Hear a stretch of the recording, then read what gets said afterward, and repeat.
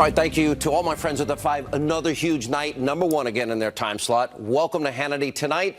Ann Coulter will not be speaking at UC Berkeley after sponsors now pull out of the event due to, quote, security concerns. Now, this was scheduled to happen tomorrow, and we'll be here in just a minute to respond. Also tonight, Newt Gingrich, Maria Bartiromo, Juan Williams, and TMZ's Harvey Levin will all join us later tonight. But first, the alt-radical left, the Destroy Trump media's plans to silence conservative voices.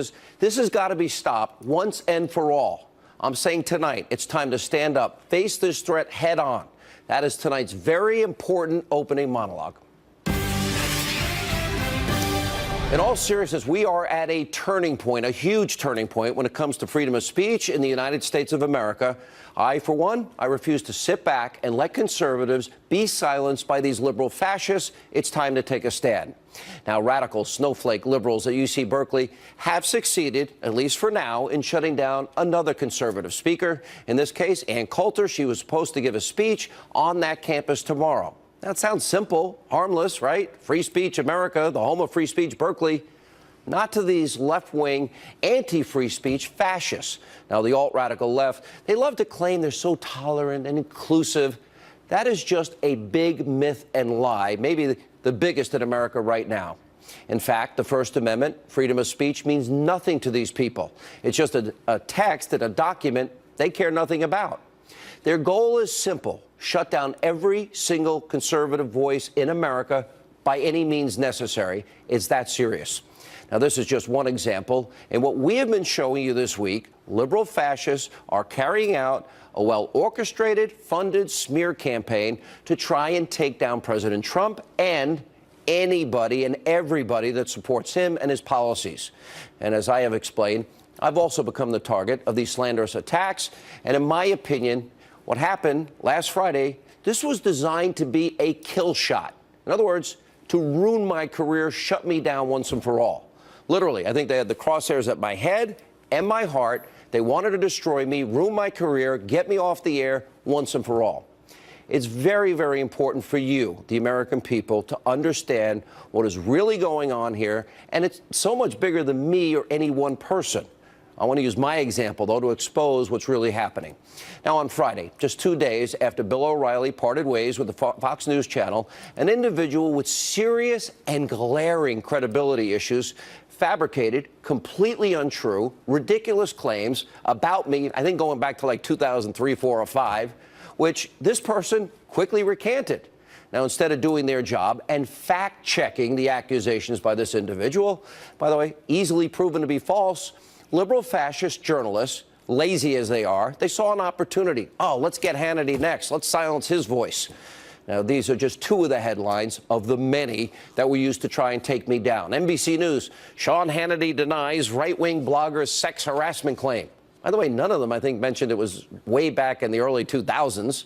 Raw story, is Hannity next to fall? Fox guest says the anchor tried to pressure her into hotel room sex. By the way, she didn't even say that, just as a sidebar issue. Now, do these headlines represent the truth? No.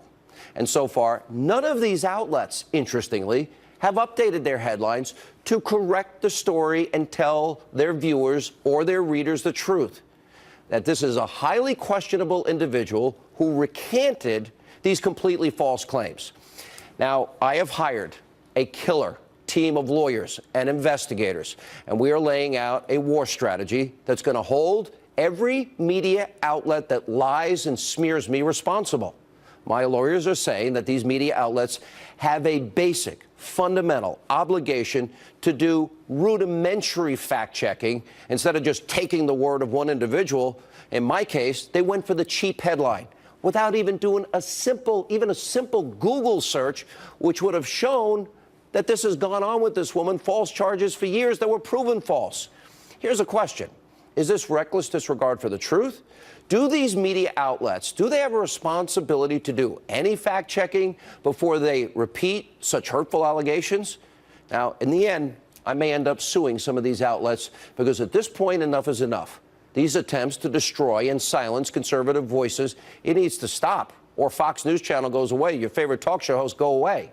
You know, they want to get rid of the Fox News Channel. the one network in the country that actually gives President Trump a fair shake. They want to destroy everybody in talk radio.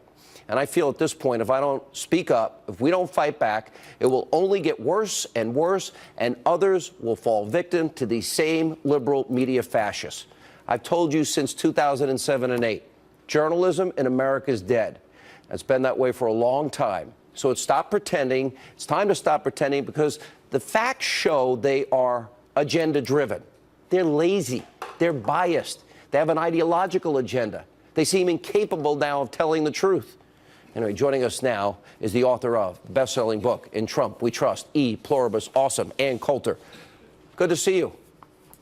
You did not cancel. I want our audience to be very clear about this. And by the way, I give you a lot of credit because you know you're walking into the lion's den at UC Berkeley. You did not cancel. Tell us what happened. Well, Berkeley, as you know, all along, they've been changing their position every 5 minutes. It's like a game of musical chairs, and whenever the music stops, the answer is no, she can't speak. My allies, whom I love, were on the same side, but they ran away, they gave in, and then there was nothing I could do. I think we had carried this pretty far. The final lawsuit, which is a great lawsuit, didn't request an order from a judge. In joining Berkeley to provide a speaking place for me, and the factual record was fabulous. The principle of the First Amendment, I mean, the cases are legion. It's not like a president trying